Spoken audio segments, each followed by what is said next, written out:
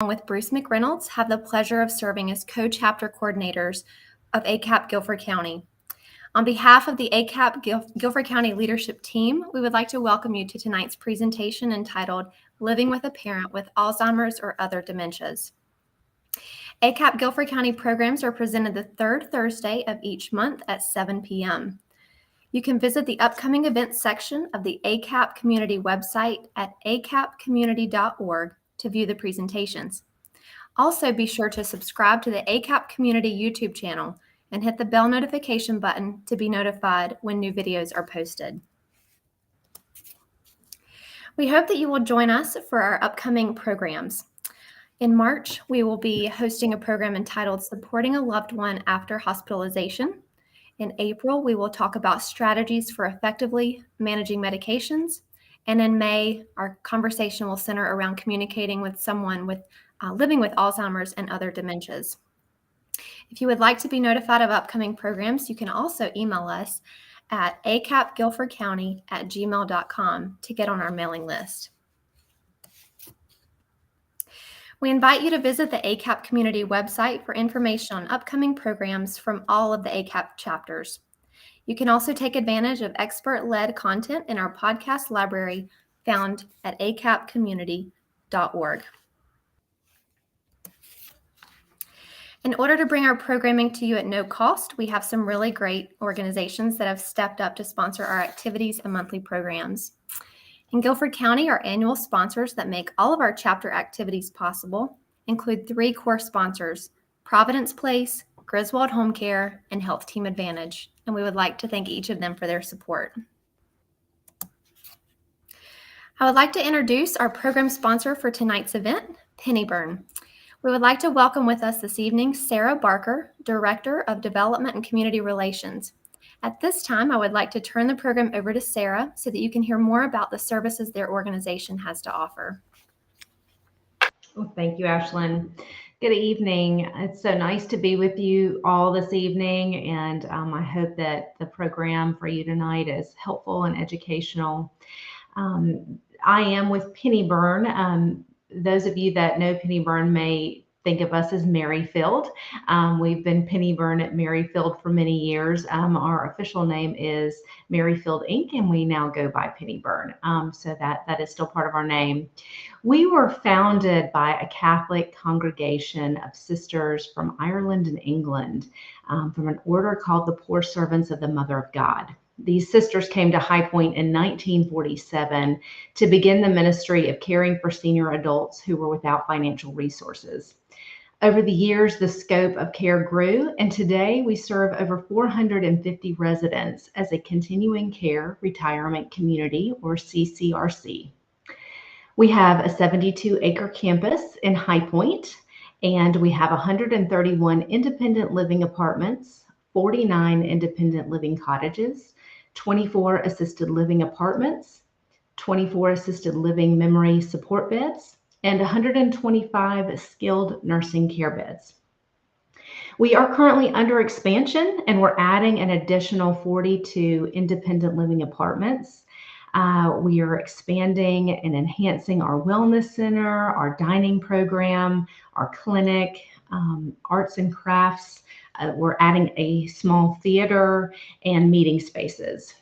We are very pleased to be adding the Lillian Congdon Transitional Rehab Center, which will house 24 short-term stay residents and will offer inpatient and outpatient services for residents throughout the triad. It will have a state-of-the-art therapy room, gym, kitchen, dining, and outdoor therapy garden. We are also in the process of renovating all of our healthcare households and completely remodeling our memory support healthcare household, McEwen House. For those unfamiliar with the household concept, we are among the first in the state to move to the household model when we did that many years ago. We have no more than 20 residents that live in each household. Each household has its own living room, its own dining room, kitchen, even a front porch, just like home. The households are kept small to ensure individualized attention for each resident. And so that it's a family environment between the staff and the residents in those homes. Just like home, residents choose their own schedule when they get up, when they go to bed, when they eat their meals. The kitchen is always open. And just like being at home, this model allows our residents personal freedom. Pennyburn offers our residents the opportunity to live in an independent environment and move through the continuum of care over time, customized to their personal needs. We're also committed to the greater community and are pleased to offer direct admission to assisted living or memory support assisted living, skilled nursing, and memory support skilled nursing. Additionally, individuals from throughout the community will soon be able to have their short-term therapy and rehabilitation needs met through the Lillian Congdon Transitional Rehab Center. This year, we're celebrating 75 years since the sisters came to High Point, and all these years later, we continue the mission that we began in 1947 of demonstrating God's love for the lives we touch. If you would like to learn more, you may visit our website, which is at the bottom of the screen, pennyburnliving.org, or you may contact me. I think my number was on the screen, but it is 336-821-4020. And I would be happy to speak with you or get you set up with for a tour, speak with our marketing team. But again, thank you for allowing me this time to be with you all this evening. And I'll turn it back over to Ashlyn. Thank you. Pennyburn for sponsoring tonight's program. So let's jump into our topic for tonight, living with a parent with Alzheimer's or other dementias. And we are delighted to have with us this evening Lisa Levine from Dementia Alliance of North Carolina. Lisa is a certified dementia practitioner and is the Senior Director of Programs for Dementia Alliance of North Carolina.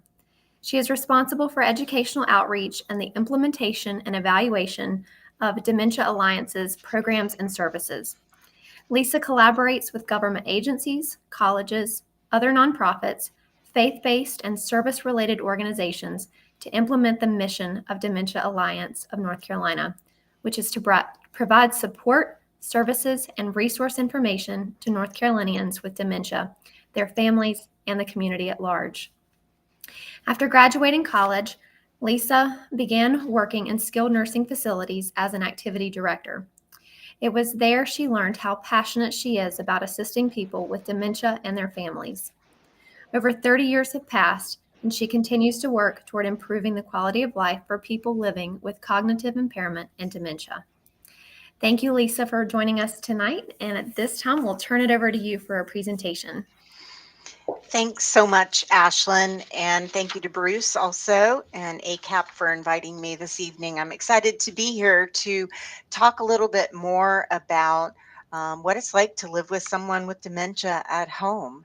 I know that you said you're going to be having a program upcoming on communication and dementia, but we are going to talk a little bit about communication tonight as well, because I think communication is one of the foundations of something that we can actually make a difference on. Before we jump into that, I wanted to quickly share just a little bit about Dementia Alliance, where I work. We are a North Carolina state, across the state, 501c3. We do help people with dementia and their families with every aspect of care that they might need.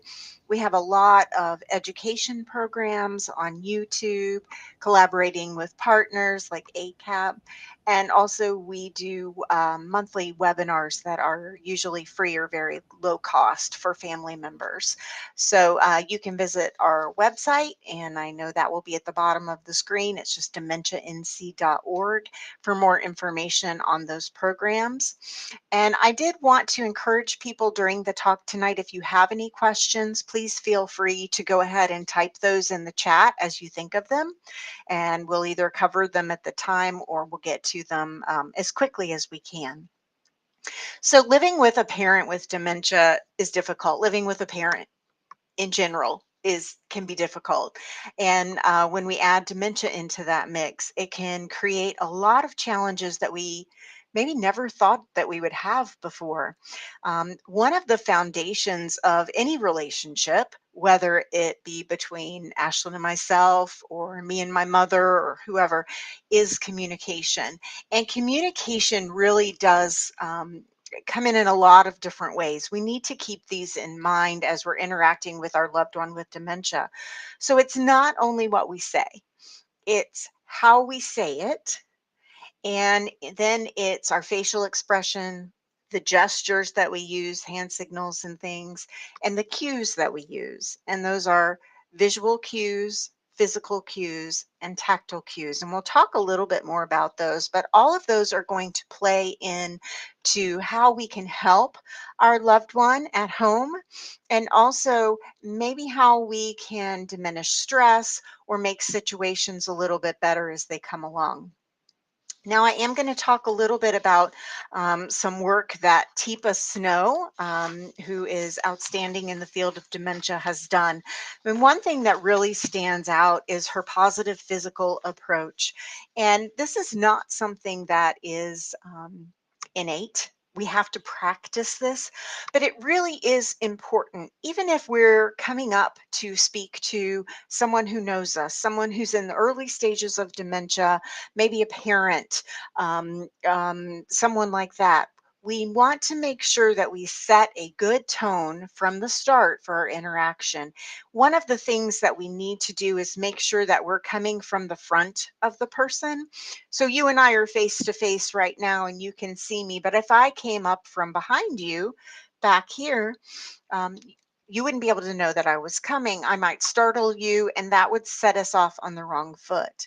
So we want to make sure we're coming from the front, that we're approaching slowly so the person has time to take in what's going on, that they get to the side. When you stand in front of someone, it's sort of confrontational, but when you stand to the side of someone, it's saying, I'm here to help you. And that's what we want. We want to be partners with our parents. We sometimes we say parents and children switch roles as parents age. There's a gentleman in my neighborhood that always, when I talk to him, he says, yeah, my son is the dad in the house now. He's always telling me what to do. And we kind of joke about it, but you can tell he doesn't really like that. So one of the things we want to make sure is that I'm standing next to my person, not in front of them, so they feel like I'm the partner. We want to get on their level, and we want to make sure that we take time and we wait for their response. Things that we don't want to do. Now, I say we don't want to do these, but we're all human and these things all happen. So don't beat yourself up. Just know that we want to do better next time. So we don't want to argue. And, that's probably one thing that we all get into arguments with people with dementia, and we don't really mean to. We don't sometimes realize that we're doing it, and then we have to catch ourselves and say, no, I'm not going to argue with them. I'm going to stay calm. We don't want to do reality orientation. If someone believes that it is Tuesday and it's Monday, that doesn't really matter in the long run, and so we're going to go along with them as much as we can. We need to let go sort of the logic of things and the way things should be, and go with the new normal. And also, we don't want to push the issue with our parents. If something's not going well, we need to back off. We need to learn to go with the flow a little bit more. And for some of us, that can be really hard to do. If we like things a certain way, those things will change when we are helping our parent with dementia. Things don't go the way that we think they should. That just never happens. We can always expect the unexpected when we're living with someone with dementia. You can always expect them to do something or say something or act in a way that you're surprised by. Different becomes the new normal. And we need to stay calm, go with the flow, and just back off. Try again. Now, when someone is in distress, and with dementia, that can be very easy because a lot of things are frustrating. When someone is very early in whatever disease process is causing their dementia, it might be Alzheimer's disease, it might be dementia with Lewy bodies, vascular dementia, whatever the cause of that confusion and dementia. Dementia can cause someone to become more fearful or more paranoid, suspicious. So If someone is distressed, we need to remember that approach, move slowly, don't startle the person, and we need to really identify what they're feeling. Don't focus on the facts that they're saying as much as the feelings that they're having. And then we need to validate those feelings. So if Bruce or Ashlyn tonight were very upset, and I just said, "Oh, you'll get over it. It'll be okay. Tomorrow's another day." That's not going to make them feel any better. But if I say, "Wow, it sounds like that was a really difficult situation for you," then they're going to understand that I have empathy to their situation. And we want to do that for our loved one with dementia, whether they're making sense or not. Maybe something happened and it upset them, and that was hours ago, but they're angry with me now. And I'm not really sure why. It's actually from that earlier situation. But what I need to do is say, "It sounds like you're upset. Tell me more about that." Or, "It feels like you're really unhappy. I hate that for you." Or just simply saying, "I'm so sorry that that happened." And then what we can do is help that person reminisce.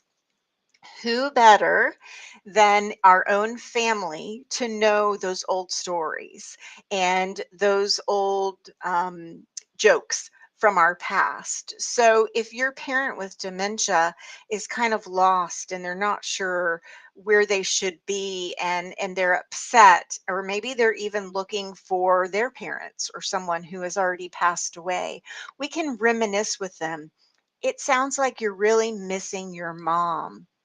Yeah, your mom is such a great cook. Why don't we go in the kitchen and grab a cup of coffee and talk about her some more?" So, what we want to do is bring up stories from the past that the person can remember that may feel comforting to them, and then move from just talking about whatever the situation is into doing something else. When we start to move and we start to do another action, it can almost help us change our mind. So if I'm upset in the living room about something that happened, and you can get me to go into the kitchen, I'm more likely to be able to change my feelings from upset to happy or something else.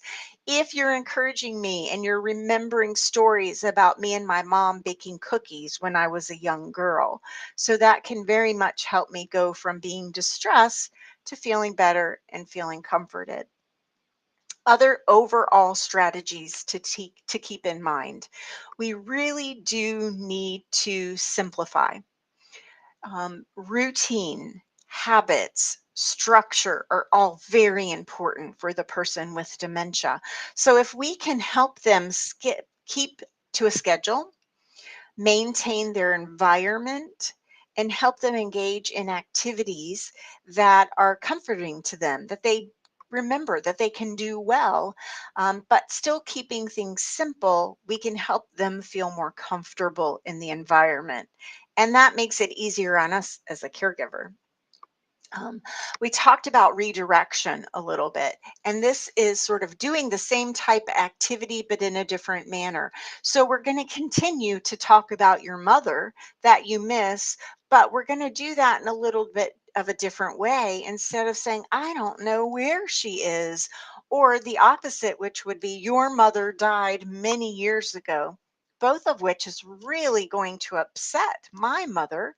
What I want to do instead is say, "I know that your mom was a great cook. Let's go in and see if we've got a copy of her chocolate chip recipe here that we could make some cookies together." So we're still doing that same activity, and we are turning it a little bit. Distraction is another thing that we can do, and this works better a little bit later on in dementia. But distraction is replacing a behavior with something different. So if I was able to say, "Oh, I see that you're upset. I'm so sorry." And then I could show you the tray of cookies that we just made. Now, I don't know about you, but a tray of cookies would distract me, and I don't have dementia, but it would help distract the person that does have dementia as well. And so redirection is just turning in a different way, looking at things from a different side. Distraction is sort of changing the channel, if you will. And a lot of times when we can do that, instead of focusing on the same thing over and over, that we want to maybe change that channel and help our person feel better. Now, we talked a little bit about cueing before. These are the ways within our environment, with our language and our communication, that we can help our loved one interact. So, visual cues are really important to the person with dementia. What they see in the environment helps them navigate their world. And so, not only words are we using, but gestures like, hey, how are you? Come over here, look at this. That can help the person understand what we want them to do. The other thing is facial expressions. If we're smiling, we're happy, we're frowning, we're sad. Sometimes people with dementia don't understand our words, but they can usually get our facial expressions and also our tone of voice. Another thing that we want to do is use pictures. Use cues in the environment, maybe post-it notes or signs, maybe a picture of a toilet on the outside of the bathroom. People early on in dementia, that can help them find their way. Um, Sometimes it helps very early on to have a calendar or a short to-do list. These are the three things that we're going to do today. One, we're going to make lunch, and two, we're going to take lunch to my sister, and three, we're going to play cards this afternoon. Those are our big three things. We want to narrow down the list, make it shorter and not so overwhelming. But then if the person is saying, now what are we going to do today? What are we going to do today? I know you told me, but what are we going to do today? Because their short term memory is gone, especially with Alzheimer's disease. That short term memory goes very early on with dementia. And so they don't remember always what we're asking them to do. And therefore, they're asking you the same question 5, 6, 10 times, and if you're human, your patience is going to wear thin. So, what can we do? We can use those to do lists, sometimes calendars and post it notes to help us. We can also use that redirection. Well, we're going to make lunch today for Sue, but in the meantime, why don't we go get dressed and get ready for that? So, we're going to redirect into something else. Now, we also use verbal cues and tactile cues. We want to keep things simple and positive, and we don't want to overdo. A lot of times, as caregivers, we tend to take over a situation instead of just giving the right amount of help. So, if someone can do a part of a task, we need to let them do as much as they possibly can, and then just step in and make up the difference for them instead of taking over. We talk to a lot of families here at Dementia Alliance, and we know sometimes that that can cause problems or even conflict between a parent and a child, because myself as the child, I'm just trying to help, but I help too much. And my parent says, I can do it. I'm not a baby. I don't need your help. And that's not what I was implying, but I've done too much. So I need to let my loved one do as much as they can. Now, for someone in the early stages of dementia, they're still pretty able to do a lot in the home. They can rely on routine and habit and get things done. There may be missing steps, not doing things in the right order, but they still want to feel like they're in charge and they're capable. And a lot of times they can do things. So, what we have to do to help our loved ones sometimes is change or adapt something that they used to do so that they can do it now. Maybe focus on part of a bigger task that they used to do. Maybe they can't balance the checkbook and pay the bills anymore, but they can help me go through line by line and make sure that we're putting things in the right area of the checkbook and then signing the checks for me if that's something that is appropriate for them. We want to help our person, our loved one, still be in charge of whatever they can be and give them as much independence as possible. So we want to give them tasks that they know they're going to do well. So if we're making cookies in the kitchen, I know that my mom can still measure things. And so I'm going to put her in charge of measuring the ingredients as we go down the list. Now, I may have to read the ingredients out, remind her of how much to do, give her the right measuring cup, and cue her and say, there's the chocolate chips. Could you go ahead and measure out half a cup? And then I need to let her do that. But I know it's something that she can do well. So instead of me just making the cookies, I really need to involve my loved one in doing that and being a part of that, because that's what she's done her whole life. She's the one that's made the cookies. We also need to make sure that we are slowing down a little bit. You know, in this world, we move so quick. We've got 50 things to do. But for the person with dementia, one thing at a time is best. Our brains were actually built for us to do one thing at a time, even though society tells us to do more. But we want to make sure that we're slowing down, because with dementia, as we have brain change, things are progressing and we're thinking more slowly, we're moving more slowly. Another thing is to keep things simple. Instead of saying, what do you want to wear today? What we do is we say, would you like outfit number 1 or outfit number 2? Would you like the blue dress or the red dress? And I'm going to offer those knowing that there's no wrong choice. I'm not going to say, do you want to wear your shorts or your parka today? Of course, today in North Carolina, we wouldn't have known what to wear. It was cold this morning and warm this afternoon. But we want to narrow down the choices. And then we have to respect the decision that our loved one makes. One thing that we talk about a lot with family caregivers is they say, I can't get somebody to take a bath or a shower. And I say, well, tell me more. Tell me about that process. And the person says, well, first of all, I go to mom and I say, do you want to take a bath now? And mom says no. And then I have to talk her into it. And I always say, let's not ask the question that we don't want to know the answer to. So if the question is always no, when we say, do you want to take a bath or a shower? Let's not ask that question anymore. Instead, let's say, Mom, I'm going to help you get a shower today. Would you like to turn on the water or should I? Okay, I'll do it. Would you like to test the temperature of the water? Go ahead and put your hand under there and feel it. Great. Okay, does it need to be warmer or cooler? So that person is getting choices all along the way, except there was not a choice of, are we going to take a shower or a bath today? That one was just assumed, and we went ahead with the process. So we do need to respect their decision, and maybe not offer that choice that really isn't available. So for that person with early loss, a couple of other things we want to make sure that we do for them. One thing is, if they're upset, apologize.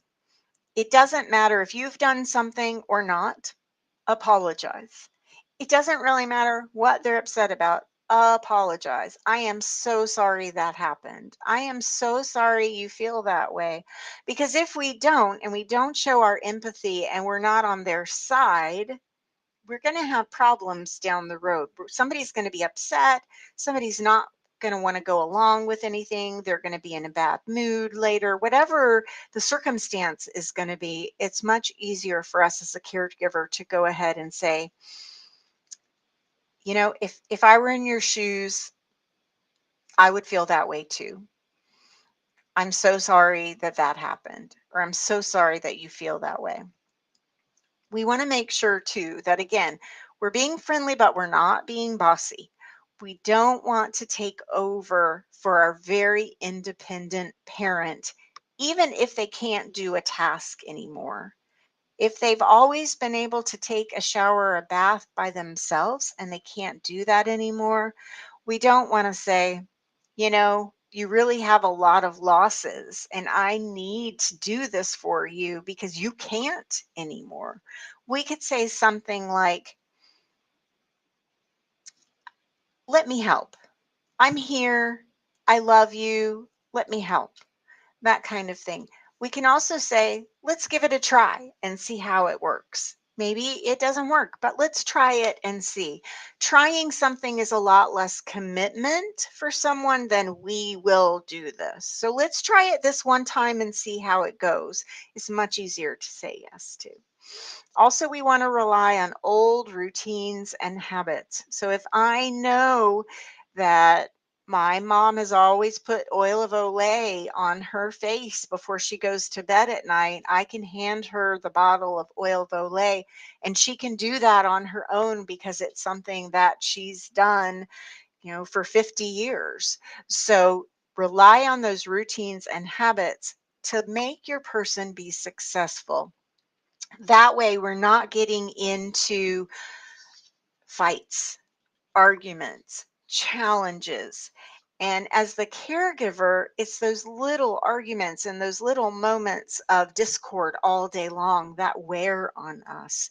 And so, if we can have little moments of positivity throughout the day, little yeses, little successes, yay, she put the lotion on herself, yay, we got through the bath and she only yelled at me 3 times instead of the usual 5 times.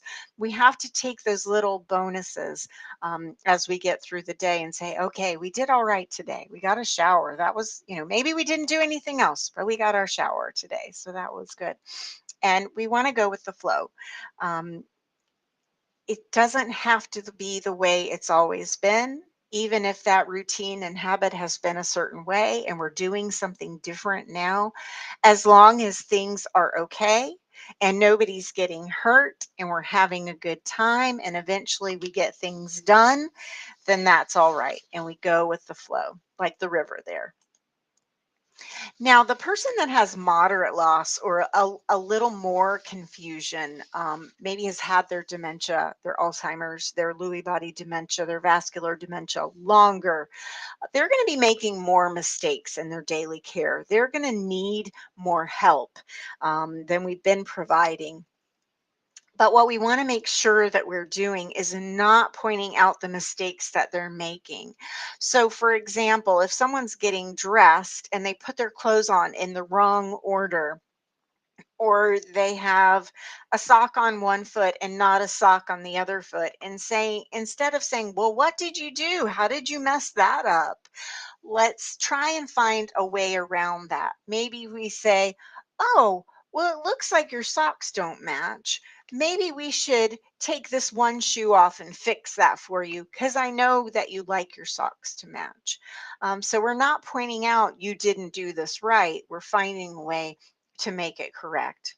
Or we say, you know what, the socks don't match. That's not a big deal. I'm not going to go there. I'm just going to go with the flow today. We want to make sure that we are using our demonstrations, our gestures, our visual cues, our tactile cues, our facial response. All of that is communication, and all of that can help us get our message across when we're interacting with our loved one with dementia.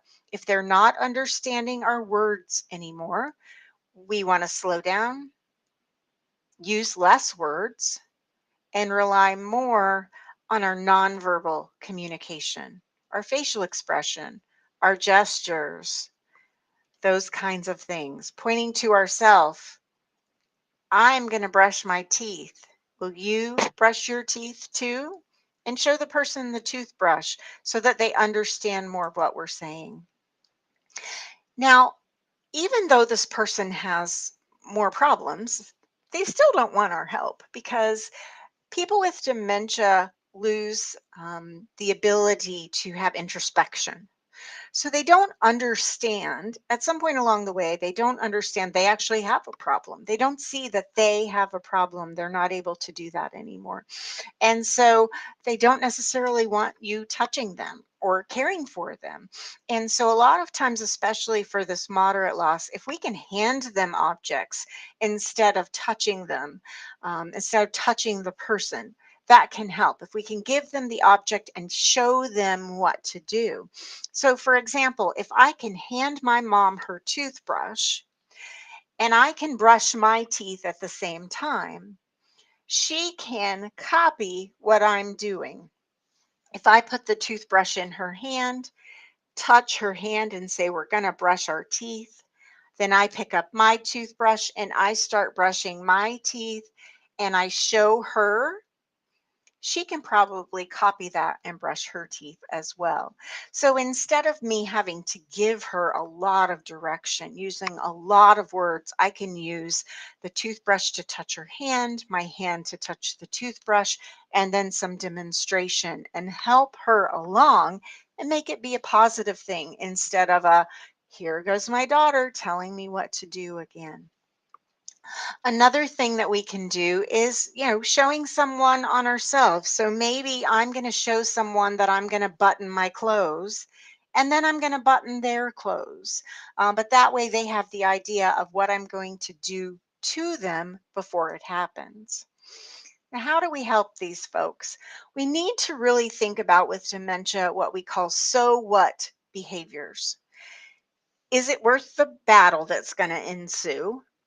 Is it a safety or a health issue? Is it life and death? Will someone get hurt about this? Or is it just a problem for me? So, an example I like to use for this is if my loved one is packing up their things to go home every day. Even though we're at home, they don't recognize that. They don't realize they're home anymore. So every day, my dad goes, gets a bag, and starts taking his clothes out of the dresser and packing to go home. Is that a problem? Well, it's not hurting anybody. Unless he actually tries to leave, nobody's going to have any problems with that. So what I end up doing is letting him pack his bag.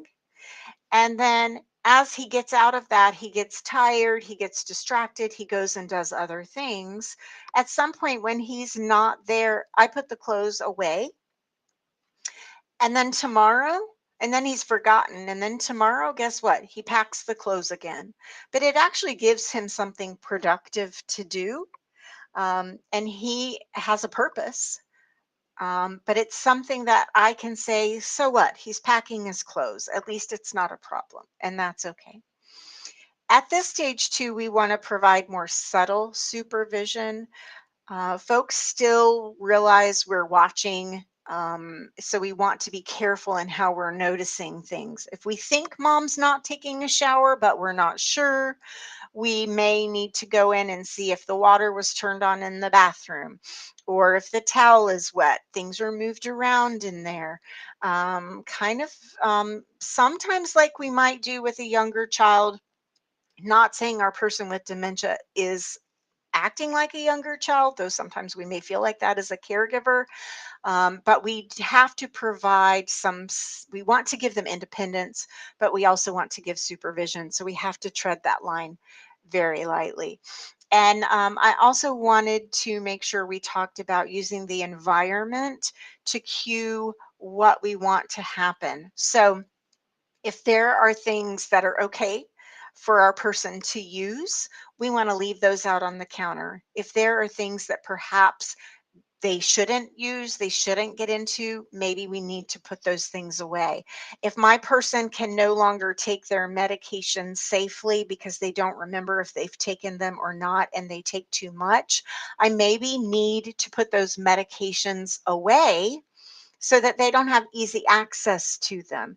If the meds are on the kitchen counter and I walk in and I go, oh, I forgot to take my medicine today, and I take my medicine and I go back out and I do 10 things, and in 2 hours I come back into the kitchen, I see the medication on the counter again and I say, oh, I forgot to take my medicine, and I take the medicine again. Obviously, you can see there's a problem with that. So maybe I put the medication away, and then when I'm with mom, I can say, oh, mom, it's time for your medicine. Let me grab that for you. Get it out. Let them take their medicine, and then we put it back away again. It's just sort of out of sight, out of mind, but it really can help our loved one navigate their environment in a positive way, because I'm not leaving things out that are going to hurt them. And so there's less of a chance of them having a problem or making an error. So that's all of my presentation for today. And I wonder if anybody has any questions that they'd like to ask or anything that they'd like to share. Lisa, we have had some questions come in, so if you've got a minute. One of our viewers wrote, Yeah. my parent isn't able to do the things they used to do. How can I engage them during the day? And What that's a great question. A lot of times someone cannot function as well as they used to or do all the steps that they used to. And we're not sure what to do. And I think people are tempted to not think of day-to-day household tasks as activities or something someone can contribute to. So for example, helping to fold the laundry is something that's really easy. It's something that even a person with a lot of memory loss would still have muscle memory that we call. We've all folded a lot of towels and washcloths and matched socks in our lifetime. And so when I see socks, I can go ahead and match those together. I can fold the washcloths. And it doesn't really matter if I do a good job or not. What matters is that I'm participating, I'm feeling useful, and that you thank me when I'm done and you appreciate what I did. Things like setting the table. It doesn't really matter which side. I know some people are not going to like this. It doesn't really matter which side the fork goes on or which side the spoon goes on, as long as the table is set. And so, if our loved one can still do that, that's a really important thing for them to participate in. Now, sometimes there are people that I worked with a gentleman one time in an assisted living, and he used to be an avid golfer, and he couldn't golf anymore, and he couldn't go. Um, he couldn't really go to the golf course. But one thing that we did was we had a big container of golf tees, and they were different colors, and I would mix them together and take them to him and say, can you look at this? Somebody just jumbled all of these up, and I really think they need to be sorted out.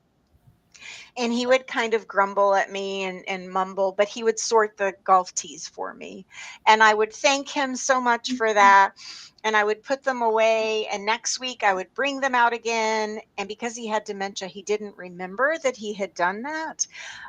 But he would sort the golf tees again. And he really enjoyed doing that. And it was a way for him to connect to something he used to like to do, but couldn't do anymore.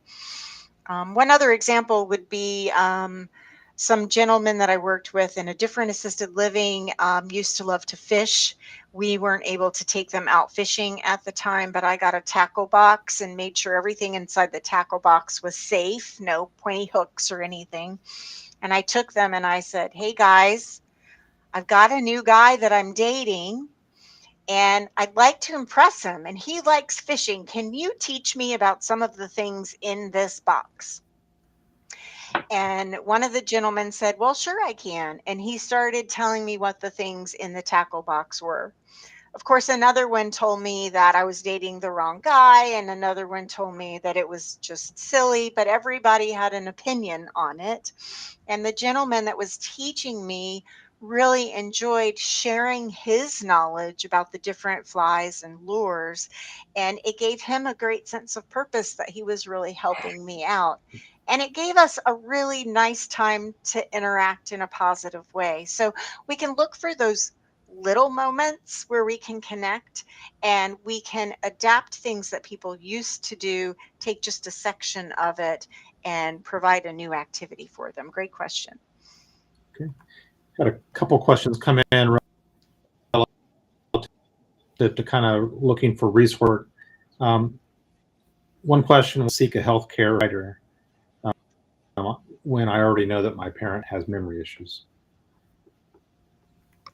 So, even if we know that mom's slipping or having problems, it really is important to get a good workup for someone from a healthcare provider. You can start with your primary care provider, or you can go to a specialist if you want to, but it may not be dementia. There may be other things going on with a person. There can be nutritional deficits, dehydration, infections, thyroid issues that can sometimes mimic symptoms of dementia.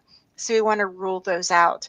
The other thing is that early detection is really important. So if there is something actually going on and something that's going to be progressive, we want to be able to make sure that we have power of attorney, advance directives, all of those plans in place while the person can still participate in that and make decisions about how they want to be taken care of. Because we all want to say so in how we're taken care of later on in life, but sometimes people haven't done those things before they get dementia. So that's really important as well. Mhm. Makes a lot of sense. So Lisa, I feel alone in all this, but when people ask, what should I tell someone that is, offering some assistance? So if you're a caregiver, a lot of times we lead a lot of support groups and work with a lot of family members at Dementia Alliance, and a lot of times we talk to families and they say, I'm so overwhelmed, I don't even know what to do, I'm just having to move forward with the next thing. And when people do come in and ask for help, I don't know what to tell them, or I don't like to have to ask for help. I feel like I should be able to do this on my own. And I'd like to remind family members that if they were to move their loved one into a care community, it generally takes 3 shifts of people around the clock to provide the care that the one caregiver at home is providing. And so it's not a one person job, and it's okay to ask for help.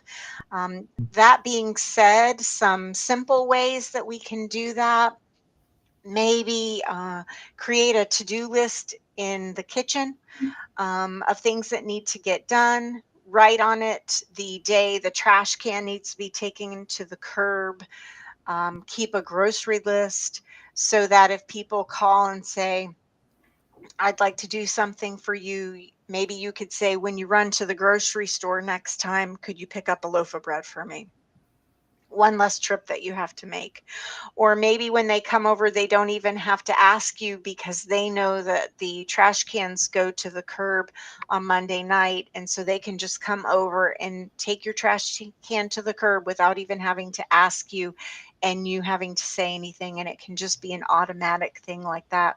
So sometimes as caregivers, if we can't make the big asks for help, at least we can take some of those smaller things off of our plate. It's also okay to tell a friend, I just need somebody to talk to. I don't need you to fix this for me.